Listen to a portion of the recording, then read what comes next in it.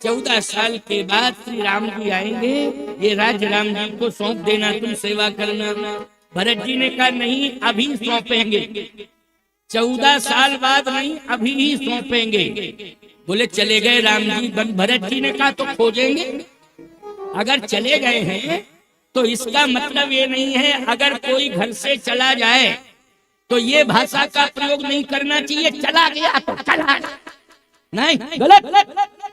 इस भाषा का प्रयोग नहीं करना चाहिए। रूठे स्वजन मनाए, यदि कोई रूठ जाए तो मनाना चाहिए, चाहे रूठे 100 बार, चाहे 100 बार ही क्यों ना रूठे, लेकिन मनाने की कोशिश करो। परिवार टूटने फूटने से बच जाएगा। बोलो बच जाएगा कि नहीं? लेकिन अगर कोई रूठ गया और तुमने इस भाषा का प्रयोग किया है, रूठ जाओ तो रूठ जाओ, हमारा क्या बिगड़ेगा, तुम्हारा ही बिगड़ेगा। नहीं नहीं, परिवर्तन की आवश्यकता है।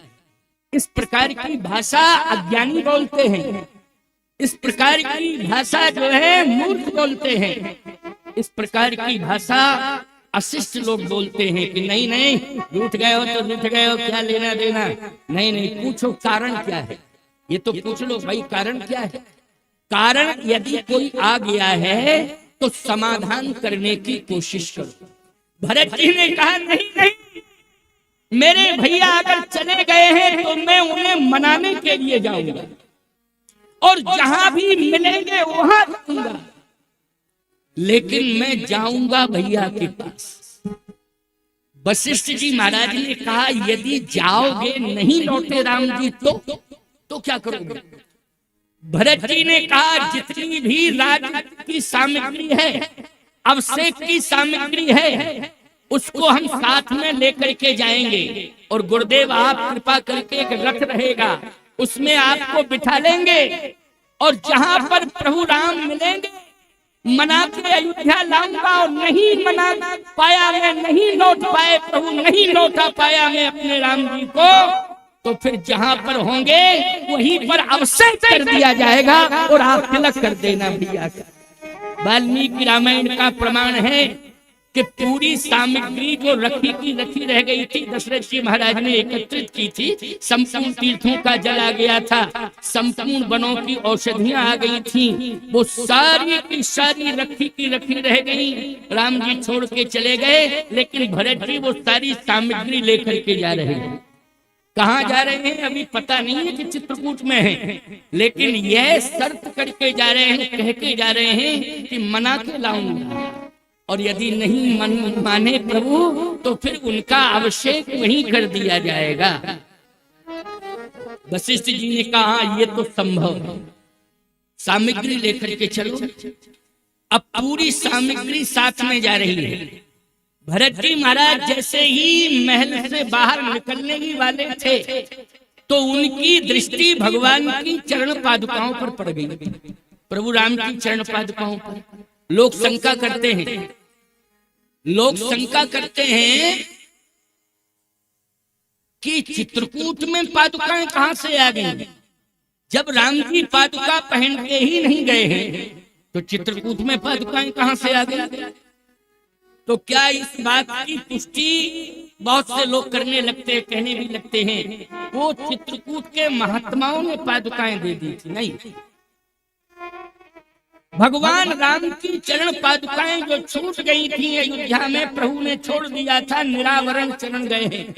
भरत जी ने देखा तो उन पादुकाओं को उठा लिया और कहा कि इन पादुकाओं को, ये मेरे प्रभु की पादुकाएं हैं, भैया राम की पादुकाएं हैं, मैं अपने हाथ से ले जाऊंगा और भैया को सबसे पहले ये पादुकाएं सौंपूंगा, पहनाऊंगा।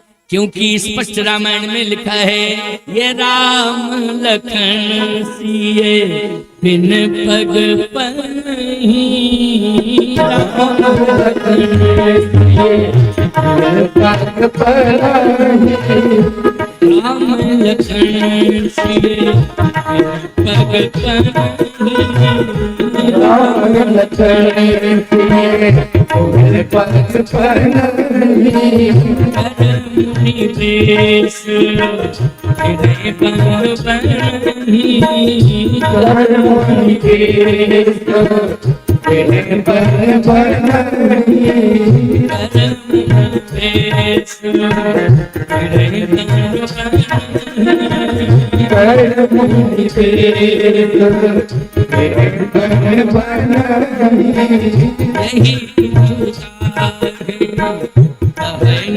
छाती यही दुखता है,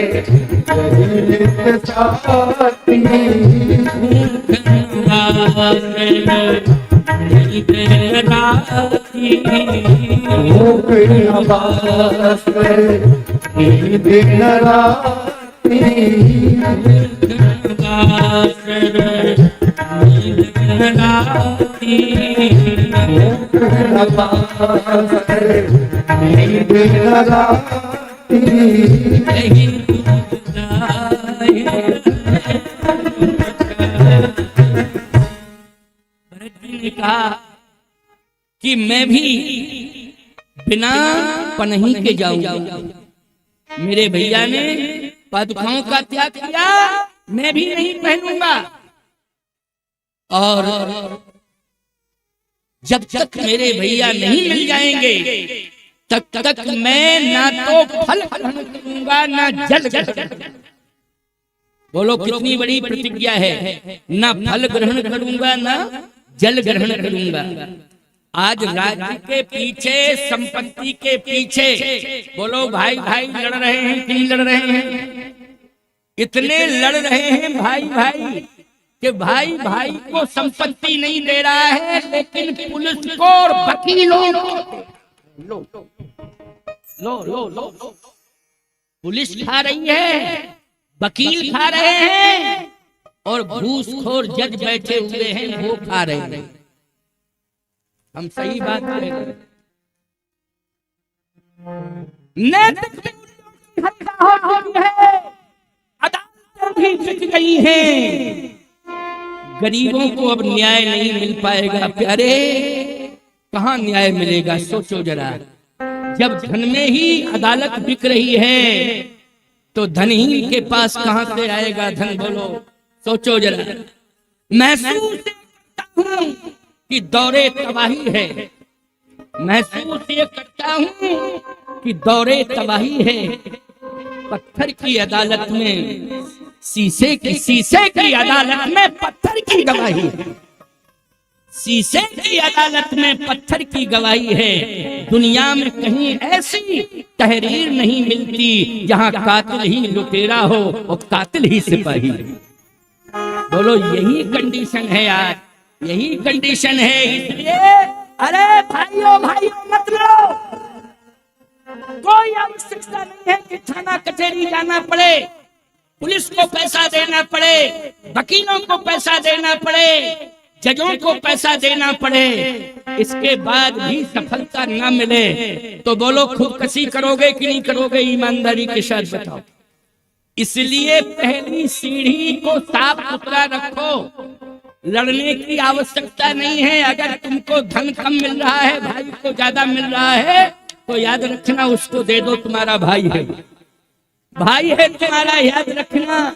मैं सत्य कहता हूं आपसे, भाई ऐसे नहीं मिलता है। भाई मिलता है जब पुण्य अधिक होते हैं, तब भाई मिलता है। नहीं अकेले पैदा हो रहे हैं आज, और मानसिकता भी लोगों की बदल गई है कि एक ही होना चाहिए। क्या होना चाहिए? एक ही होना चाहिए। मैं एक बात कहता हूं, ये प्रभु राम का देश है। बोलो किसका देश है? प्रभु राम का देश है। सारे लोग श्री राम को मानते हैं। मैं कहता हूं अगर तुम राम को ही मानते हो तो दो ही सुंदर सीता जाए। बोलो भाई, राम को ही अगर मान रहे हो तो दो ही सुंदर सीता जाए। बोलो भगवान राम के दो बेटे हैं कि नहीं? लाओ। अच्छा आगे की चौपाई सुन लो जरा। केवल भगवान राम के ही दो पुत्र नहीं है, भरत लक्ष्मण शत्रुघ्न। गोस्वामी तुलसीदास जी कहते दो ही सुत सब भक्त तेरे शील घनेरे। भरत जी के भी 2 बेटे, लक्ष्मण जी के भी 2 बेटे और शत्रुघ्न जी के भी 2 बेटे। अब बताओ, ईमानदारी के साथ बताओ, इन 4 भाइयों में 2-2 हुए हैं तो 4 दूनी 8। बोलो कितनी बड़ी ताकत है। और अगर यही सब अलग अलग हो जाए तो ईमानदारी से बताओ, पूरी शक्ति छीन हो जाएगी कि नहीं हो जाएगी? पूरी ताकत, पूरी शक्ति छीन हो जाएगी। इसलिए मैं कहना चाहता हूं, ध्यान से मेरी बात को सुनना, समझने की कोशिश करना कि संगठित होकर के रहो और संतान को जन्म देने में संकोच मत करो।